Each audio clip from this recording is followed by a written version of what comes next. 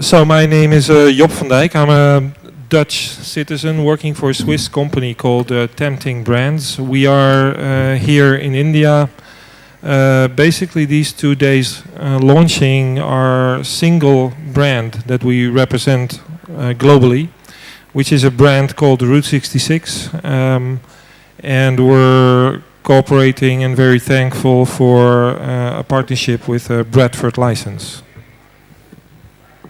Maybe a bit more on what we are doing, because the company name is Tempting Brands, and what we as a licensor are working on are brands, one single brand only today, but it's Route 66, and although it's a US street and a very old one and a very famous one, I think almost everyone, even in India, knows the logo and knows about the street.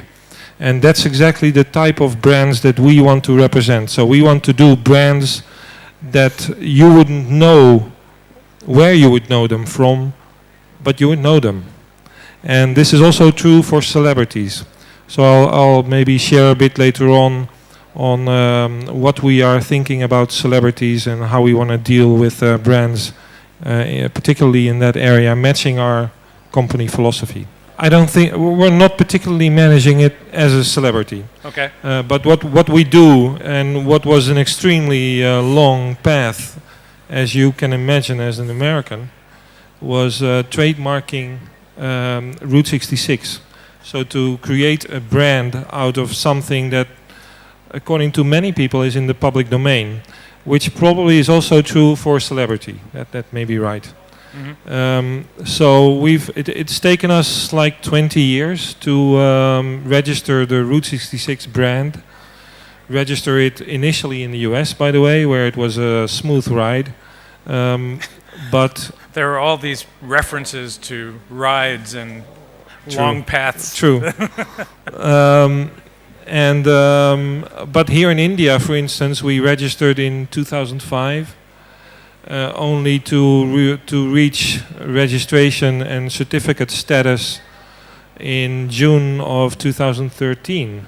So that has taken us like 8 years until we really received the certificate from the local trademark office. And meanwhile, we hold the rights in some 110 countries, and there's almost 5,000 registrations worldwide. So that was we many times talk inside the company that if you're able and if you've experienced trademarking Route 66, then you know everything about trademarks, because it's really complicated. Okay. Now we've also given thought to celebrities, and there we ran into the obvious problems with celebrities, which is their maybe not so much for Assange, who is very predictable, being unpredictable, I think, but very predictable in a sense. With other celebrities, you may have the problem of unpredictability, and therefore, like the comment in the previous session from the guy who said we only do teams because if you do one sportsman, then you're very reliable on the behavior of that single sportsman. I think this is also true for celebrity. And we also have those concerns. Mm-hmm. And so we are working on some stuff which I cannot talk about, but I can talk about how we want to go about in dealing with those problems. And we said, well, we're going to pursue not maybe a celebrity that is exposing us to these issues, but we're going to try and overcome those issues. Now, how can you overcome unpredictability of a celebrity?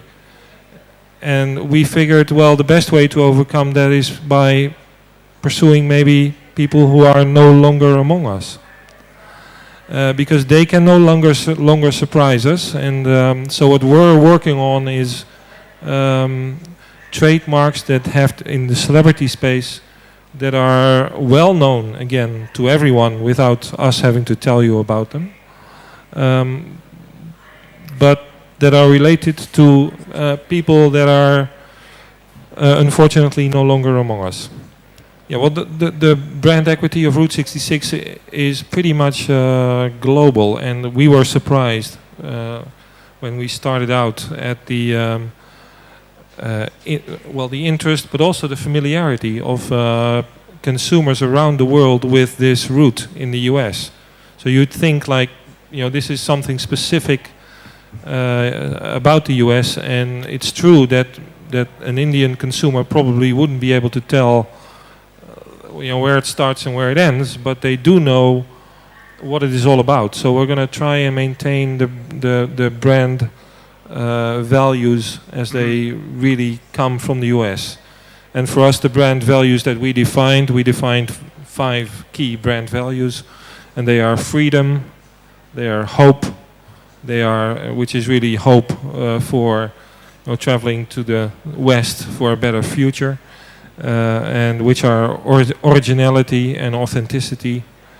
And lastly, it is. Let me think. Well, I'll probably come with number 5 later. But we defined 5 key brand values, and all the marketing materials that we developed is around them. All the photography is around them, and we will maintain that here in India.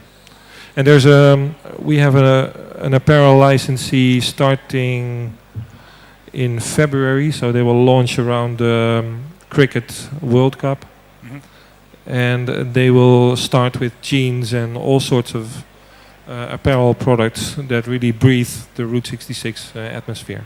Well, what we do is, and you should feel free to stop by the booth also to have a look at it. And I'm sure my colleagues also do the same. But we develop a style guide, which is a very extensive 250 to 300 page book. And in that book, it's clearly defined, how to use the logo, which phrasing to use, which fonts to use, which images can be used by licensees, and also artworks that can be applied to the products themselves, but also imagery that can be used to market the products.